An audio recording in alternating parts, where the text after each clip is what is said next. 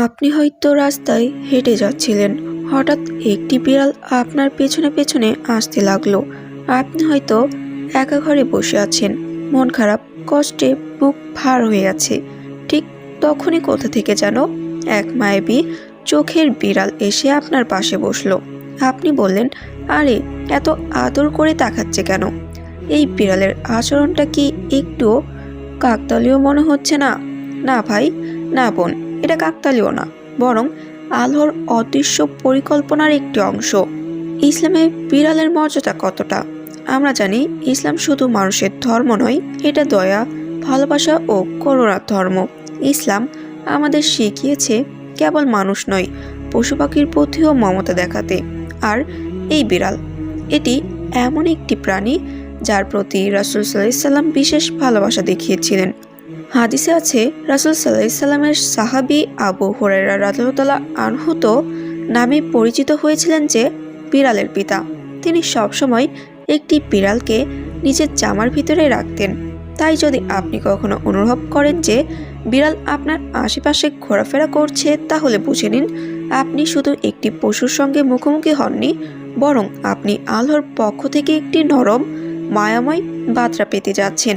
আসুন এবার জেনে নেই, বিড়াল যখন আপনার কাছে আসে তখন সেটা আল্লাহর পক্ষ থেকে কি কি বার্তার ইঙ্গিত হতে পারে। কিন্তু তার আগে আসুন মহান আল্লাহ তাআলার কাছে একটু দোয়া পাঠ করে নেই। হে আল্লাহ, তুমি আমাদেরকে 5 ওয়াক্ত নামাজ পড়ার এবং আমাদের সকল গুনাহ থেকে মুক্তি দান করো। যারা চান 5 ওয়াক্ত নামাজ আদায় করতে এবং সকল ধরনের গুনাহ থেকে মুক্তি পেতে, তারা অবশ্যই এই ভিডিওটির কমেন্টে মাত্র 3 বার আমিন লিখে দিবেন।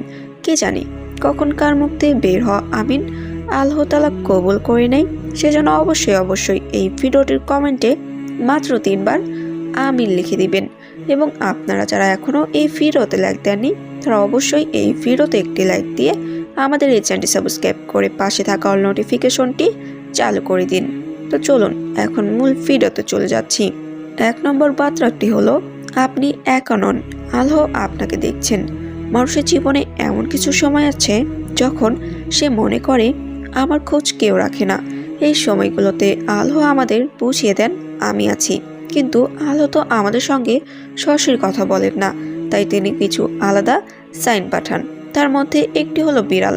বিড়াল তখনই মানুষের পাশে আসে যখন সে অনুভব করে আপনি নিরাপদ একজন মানুষ।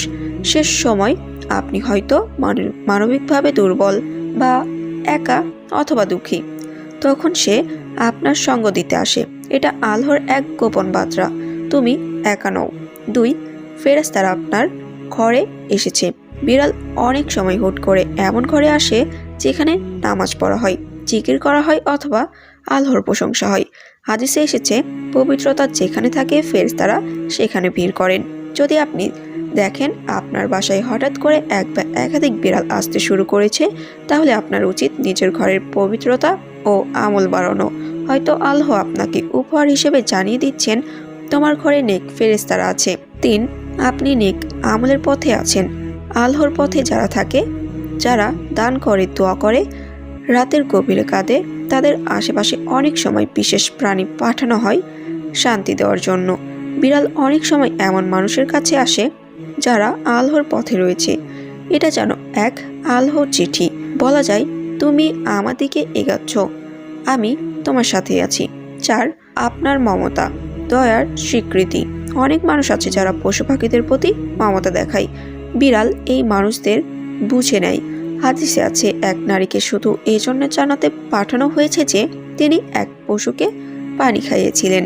আল্লাহ হয়তো চাইছেন আপনাকে জানিয়ে দিতে, তুমি দয়ালু, আমি তোমার দয়া দেখেছি। 5, আপনি দুঃখে আছেন, আমি পাশে আছি। অনেক সময় এমন হয় আপনি কোনো কষ্টে আছেন, আপনাকে কেউ বুঝছে না, তখন বিড়াল চুপচাপ এসে আপনার পাশে বসে থাকে, বলার চেষ্টা করে, চিন্তা করো না, তুমি একা নও, আমি তোমার পাশেই আছি।